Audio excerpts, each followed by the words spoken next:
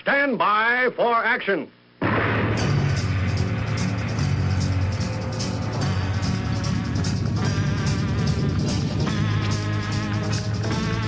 Thanks for joining me. My name is Dave Miller. I am the Unpleasant Blind Guy. I'm going to read you a story that's only been covered in a few places. Then I'm going to talk about why it's only been covered in a few places. And I want to thank Jan Rennie for bringing this to my attention. The story is from WND, a news source that I'm sure many consider to be fake news. And it's by a gentleman named Leo Hohmann, and that is someone you should remember because he did some real journalistic work here, something which a lot of others have neglected to do. The story is dated January the 3rd, 2017. And the headline, Refugee named Mohammed sexually assaults disabled U.S. woman, media silent. A refugee newly arrived from Somalia has been tried and convicted for attempting to sexually assault a special needs woman while she was sitting outside of a home for the disabled in Aberdeen, South Dakota. Liban Mohammed, age 39, was in the United States for only about a week when he tried to force himself on a 32-year-old woman with severe disabilities. Mohammed is not a U.S. citizen, but whether he will be deported in the wake of his conviction remains unclear. The trial for Mohammed was held just a few days before Christmas, and not a word of the conviction has made it into the local media, residents of Aberdeen told WND on Tuesday. And as an aside, I'll say nor had it made it into national news outlets until WND picked it up. Mohammed speaks no English and required 2 interpreters at trial, according to the state's attorney who prosecuted the case. I do know he lived in Aberdeen, prosecutor Christopher White told WND. The day that it happened, he was staying at the White House Inn Hotel in Aberdeen. What came out of trial in his defense attorney's opening statement was that he arrived in Aberdeen that day and had only been in the United States for approximately a week. And he had come to work at the beef plant in Aberdeen, but I don't know if he had already started working or was about to start work there. Mohammed mentioned to law enforcement that he had been hired on at the Demkota Ranch beef plant, White said. WND called the executive editor of Aberdeen's daily newspaper, The American News, and asked why nothing has been reported on the crime committed by Mohammed. He said he had no knowledge of Mohammed's arrest, trial, or conviction. I'm not seeing it in our system, and I really don't recall it, said editor J.J. Perry when asked about the case Tuesday by WND. I'll have to talk to our court reporter. It might be we just missed it in the docket. Now, as an aside, we're not talking about New York City, or Houston, or St. Louis, or even Albany, New York. We're talking about Aberdeen, South Dakota. Not a huge city. It seems incredible to me that a local newspaper would be completely unaware of a crime, trial, and conviction of this sort in their area. To continue, the newspaper's court reporter, Eliza Scott, did not attend the trial, WND was told by officials who were present on December the 20th, Mohammed's trial date, by the way. Nor has the case received any coverage from local TV stations in South Dakota or neighboring Minnesota. Mohammed was convicted of attempted sexual contact with a person incapable of consent, which is a Class 4 felony in South Dakota and punishable by up to 5 years in prison. The victim is a mentally impaired woman living at a facility operated by a local nonprofit, Aspire Incorporated. She is unable to fully communicate, said White. 2 police officers and a woman employed with Aspire testified against Mohammed at trial, according to court records. Now what happened? The incident occurred on July the 30th, when a caregiver sat the victim on a bench outside so she could enjoy some fresh air along with one other resident of the home. The caregiver then went back inside to get more residents, and when she returned, found Muhammad allegedly with his hand placed between the woman's legs, reaching for her private parts. When caught in the act, Muhammad claimed he wanted to marry the woman. The workers saw what was happening and pulled the woman away from her assailant. Muhammad allegedly claimed to authorities that if he were in his country, he'd done nothing wrong. And just as an aside, folks, this is an excuse often given by Muslims who sexually assault and rape non-Muslims when they are not in Islamic countries. And sadly, it is often a get-out for them, as some judges who are frankly clueless put their behavior down to a quote-unquote different culture and let them either walk with no punishment whatsoever or level very light punishments that they would never administer to people who were not Islamic. To continue, White said the woman cannot talk, although she is able to say her name and let her caregivers know when she's hungry. Nothing was in the paper about it, so it doesn't get out. Nobody knows about it, said an Aberdeen resident who happened to find out about the trial by a stroke of luck. And I want you to listen to this, guys, because with our media in total PC mode, this is beginning to become the only way that the word is getting out about things like this.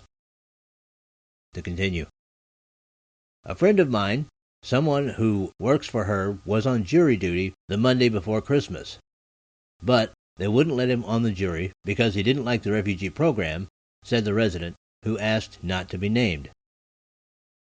He told my friend about it, and she told me Wednesday morning. I went straight to the courthouse, and they say it's all over with. The trial is over. He was found guilty. They won't put this in the paper, she added. They have an arrest log for the most minor crimes, even traffic violations, speeding and DUI, but not this. Going to my point earlier about the fact that a crime like this should have been reported in the local news, but wasn't. To continue. If my husband had gotten picked up for attempted rape, his name would have been in there. The residents said the town would be shocked to find out a refugee preyed upon a helpless woman sitting outside of a facility that is supposed to be safe. I don't know if he saw them put her out there before. We're a small town. Nothing like that has happened, the resident said. At least not that anyone is aware of. It just doesn't happen, and it was a short time. The caregiver, she just went in to get some more residents, and it happened quickly. Now, this all comes in the light of South Dakota being an increasingly popular resettlement site for these immigrants / refugees / whatever cover name the government is giving them so that they can stuff our country with Muslims. Still from the WND story. The U.S. State Department and its federal contractor, Lutheran Social Services, has sent 939 Somali refugees to South Dakota since 2002, all of them being placed in Sioux Falls. More than 99% of all Somali refugees are Muslim. More than 132,000 Somali refugees have been sent to more than 300 U.S. cities and towns, most of them arriving since the civil war broke out in the East African country in 1991. More than 40 have been confirmed by the FBI to have left the country since 2007 to fight for foreign terrorist organizations, and dozens more have been convicted of providing material support for terrorist organizations. As recently as November 28th of 2016, a Somali refugee went on a stabbing spree at Ohio State University, injuring 11. On September the 17th, another Somali refugee went on a stabbing spree at the Crossroads Mall in St. Cloud, Minnesota, injuring 10 before he was shot dead by an off-duty police officer. Now, this is very important, guys. This shows you, as this entire story does, that the Obama administration was trying to make sure that no place in the United States of America, even small towns, would be without its Muslim contingent. To continue with the story, the plans to expand refugee resettlement in Aberdeen have not been without critics. A Facebook group called Americans First Task Force for Aberdeen, South Dakota, started last year and has 458 members. During Christmas week of 2016, the Facebook page was alight with comments from posters. "So will he get sent back to Somalia?" asked Kelly Kimbler. "Wonder why the public didn't know about this," said another post. It is not the first time a sex crime by a refugee has been ignored or downplayed by local media. Last summer, a 5-year-old special needs girl was sexually assaulted in Twin Falls, Idaho, by 2 refugee boys from Sudan, while an older boy filmed the entire incident. Refugee resettlement watchdog Ann Corcoran, who blogs at Refugee Resettlement Watch, traveled last summer to dozens of meatpacking towns across the U.S. and found they are hot targets for government contractors looking to resettle refugees.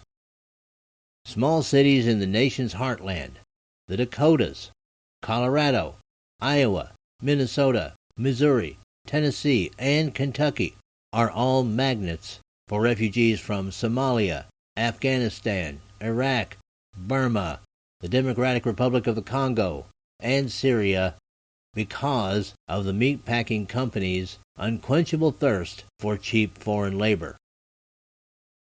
In both Aberdeen and Huron, South Dakota, the residents told me the refugees were coming over from Minnesota to work in the meat plant, Corcoran told WND.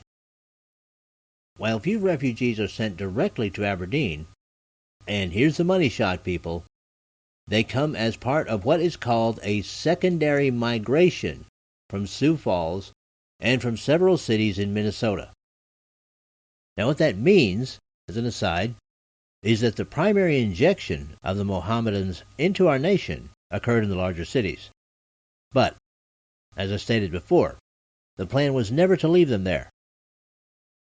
It was always to spread them out through the smaller cities and towns.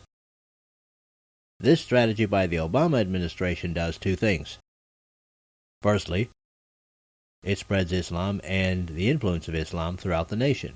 Secondly, it helps guarantee that within a generation or 2, places in the United States of America that had previously voted for conservative candidates will begin voting for more progressive ones because progressives support Islamization of our country. To continue with the story, Aberdeen is a big secondary migrant location, Corcoran said. The mayor wanted to set up a direct resettlement site in Aberdeen, but Lutheran Social Services of South Dakota backed off due to the uproar from citizens. The meat plant closed, then reopened, and when they reopened under new ownership, they wanted all these Somali laborers, and some came over from Minnesota and some from Sioux Falls. Now, as an aside, one has to wonder who the new ownership is and where they got money to buy the meat plant. You see, folks, to Islamize a country takes not only a plan, it takes money. It takes people who are willing to take money from places like Saudi Arabia and utilize it to create environments where newly arrived Muslims can thrive. That may not be so in this case, but it is something that has happened all over Europe, the UK, Canada, other places. So it is not unreasonable to wonder if it is not happening here in the United States. To continue with the story, what else is being hidden? Since the case of Liban Mohammed garnered no media attention, residents are wondering how many other crimes by refugees may have been shielded from the public view in Aberdeen and Huron. A sheriff's office employee named Ryan confirmed to WND that Mohammed was arrested July the 30th, 2016 in Aberdeen and remains in custody at the county jail. He is currently in custody right now, Ryan said. I can also confirm this, as an aside, from a telephone call that I made to the Brown County Sheriff's Office on the 6th of January, 2017, where the trial and conviction dates stated in the WND story were confirmed, and I was told that the current status of Mohammed is that he will probably be sentenced in February of 2017 because he was, at the time of the telephone call, awaiting a psychosexual evaluation. To continue with the story, WND's request for a mugshot of Mohammed was denied. As an aside, make of that one what you will, people. To continue, the Clerk of Court's office confirmed the trial was held December the 20th and scheduled for 2 days, but it lasted only 1 day before the jury convicted Mohammed as charged. The maximum sentence for the crime is 5 years in prison, White said. According to court records obtained by WND, Mohammed was arrested July 30 and indicted by a grand jury on August the 15th. The jury was seated on Monday, December the 19th, and the trial was held Tuesday, December the 20th. Now it has to be asked, is this some grand conspiracy of media outlets' representatives sitting in a room somewhere, drinking lattes, and deciding not to cover these issues? Probably not. But you have to remember where the state stream media, even local state stream media, comes from. You see, these people who are considered to be the purveyors of real news go to journalism school at universities, and they have degrees. They've also gone through classes with very progressive professors, and whether they believed in what they were told or not, one of the things they probably found out early was, if you don't play the political game in the state stream media, you don't advance. It's the only way, say, a reporter at a small-town newspaper could possibly one day work for the New York Times and win a Pulitzer Prize. Ditto someone doing the weekend news at a small local TV station, eventually becoming an anchor at CBS or CNN. So while it may not be a conspiracy to not report crimes of this nature, even though the crime passes every journalistic test for a story worth reporting, the story won't be reported. Not because it isn't worth reporting, but because it's not the politically correct thing to do. It's not going to advance anyone at the local paper, nor is it going to advance anyone at the local TV station. And hey, very likely, almost all of them are progressives anyway, and they don't see that there's a problem with the Islamization of the United States of America. They view Islam as a quote-unquote religion of peace because that's what they've been told. And they're not going to question further because that could affect their bank account. Because if nothing else, remember, progressive as they may be, people in media are pragmatists when it comes to their paychecks. Now the only problem with this is that the people wind up suffering. Crimes are committed by people who don't know the language and don't care to learn, who come to our country uninvited by the people and don't want to assimilate, and don't intend to ever assimilate.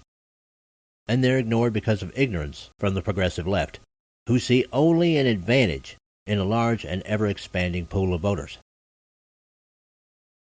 Ask the people of Germany, France, the UK, the Netherlands, Australia, Canada, Angola. They'll tell you what the reality of Islamization of their countries is. People, in the end, some of the real fake news is the news that isn't even reported. I give Mr. Homan and WND much credit for doing the legwork on this story, and much credit also goes to one brave resident who smelled a rat and traced it to its hole. Demand better, people. Make sure that the news sources that you follow are giving you the real stories of the impacts of this government-sponsored migration of Mohammedans into the heartland of the beacon light of freedom that is the United States of America. Demand the truth, and if you don't get it, get your news somewhere else. Because we also know this about the state stream media. As much as they hate anything that isn't progressive, they hate losing viewers and readers even more. If we can't change them, we can replace them, people. Believe it. And that's it for this time. I appreciate each and every one of you. Thank you for listening, and may your God go with you. Goodbye. The Unpleasant Blind Guy is copyright 2017. Anno Domini.